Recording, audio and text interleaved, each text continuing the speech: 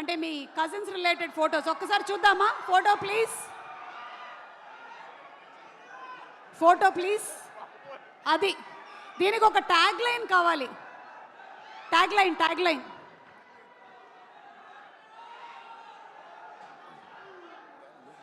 ఎవరైనా చెప్పొచ్చు.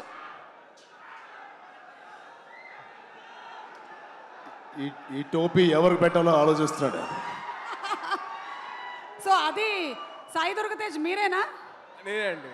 ఓకే, అప్పుడు మీ వయస్సు 5 నుంచి 6. ఓకే.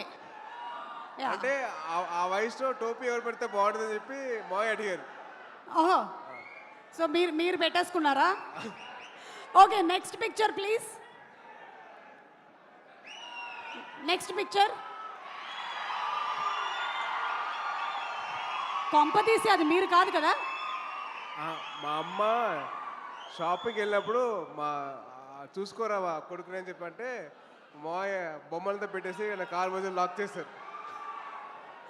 కాలు పెట్టి లాక్ చేసింది మిమ్మల్నే కదా? ఓకే. అది మా అమ్మగారు చెప్పిన వరకు జాగ్రత్తగా చూసుకోరా అంటే అది చెప్పి అమ్మ జాగ్రత్తగా చూసుకోమంటే అలా మావయ్య అంత జాగ్రత్తగా చూసుకున్నారు. ఆ అనుబంధం అలా పెనవేసుకుంది అప్పటి నుంచి. Okay, next picture.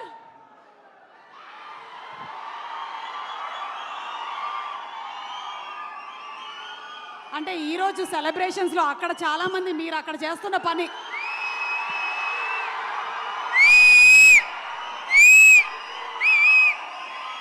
మాటలు లేవు ఒకటే.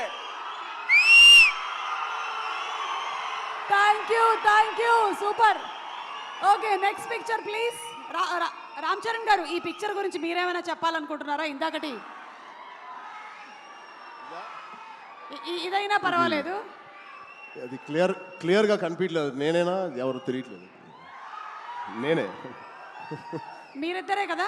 యా, మేమిద్దరమే. ఓకే, సో మీ ఇద్దరి మధ్యలో ఏమైనా అప్పుడు anything that you remember your childhood memory? ఆడిని బాగా ఏడిపించేవాడిని.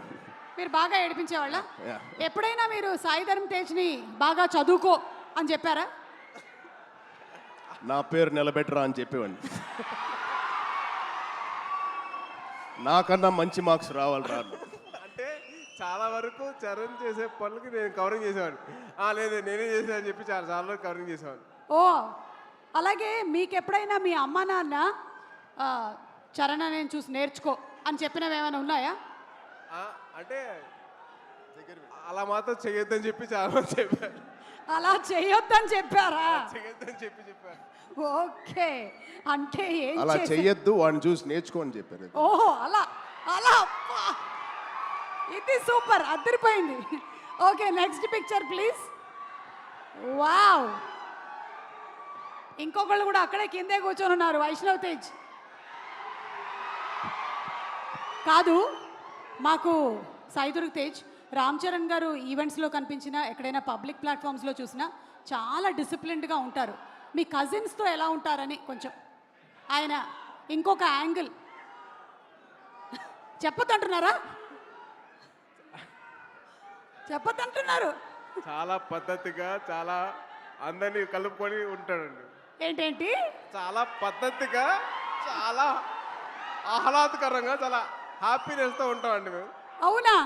నిజంగా ఒక్కసారి మీరందరూ కలిసినప్పుడు ఇన్సిడెంట్ గుర్తు చేసుకోండి. ఆయన ఏమైనా ఉంటే ఇప్పుడు పబ్లిక్లో చెప్తాడా? ఓకే, అయితే తర్వాత మనం ప్రైవేట్గా కలిసి మాట్లాడుకుందాం. Next picture please.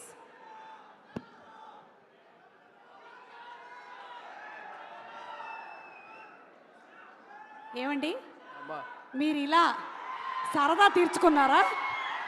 గౌనేసి నగలేసి.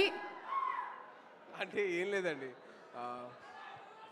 ప్రతి ఒక్క అబ్బాయిని ఆ అమ్మాయిలాగా తయారు చేయడం మదర్ అలవాటు. మా మదర్ ఎందుకు చేశారని చెప్పి అడిగితే, అరే ప్రతి ఒక్కళ్ళు అమ్మాయి కూడా ఉంటారు, సో అమ్మాయి నేను కూతురు చూసుకున్నాను, నీ కూడా అర్థం చేసుకోవాలి, బయట వాళ్ళ అమ్మాయిలు ఎలా రెస్పెక్ట్ చేయాలో నేర్చుకోవాలి, సో ఇలా చేశాను అని చెప్పింది.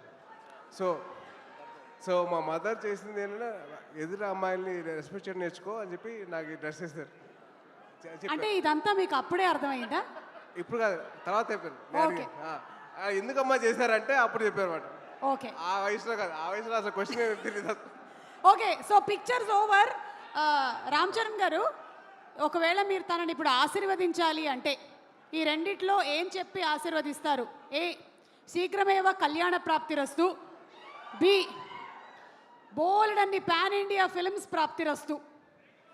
అది ఎలాగో చేస్తాడు కాబట్టి ఆల్రెడీ 38 ఇప్పుడు ఎంతో అయినాయి వీడికి. తొందరగా చాలా చెప్పండి. చాలా బండ ప్రేమ వీడిది. చాలా గట్టిగా ప్రేమిస్తాడు ఎవరినైనా. అది అది అది ఎక్కువ శాతం ఇప్పుడు అబ్బాయిలకే అవుతుంది, అమ్మాయిలు కూడా ఉంటే బాగుంటుంది. అంటే పెళ్ళి అనేది దీవించేశారుగా, అయిపోయింది బాబు. అట్లా అంతే అనుకోండి. అంతే అంతే. అంతే. అక్కడ ఆల్రెడీ సంసార సాగరాన్ని ఈదుతున్నారు. ఇప్పుడు 41 రోజుల మాలలో ఉన్నారు స్వామి. ఓకే, ఏదైనా ఇప్పుడు మనం ఊచకోత గురించి మాట్లాడాం కాబట్టి ఏ టైంలో జనరలీ రామ్ చరణ్ గారి సరౌండింగ్స్లో ఉండకూడదు? అంటే ఊచకోత అంటే కోపం వచ్చే టైం. ఎప్పుడు లేదు, ఎప్పుడు హ్యాపీగా ఉంటాను. అవునా? చాలా వరకు ఉపాసన గారు చాలా కోపం lucky. అనేది చాలా తక్కువ అండి. నేను చూసినంత వరకు అయితే కోపం చాలా తక్కువ. అంటే అసలు ఇప్పుడు పైగా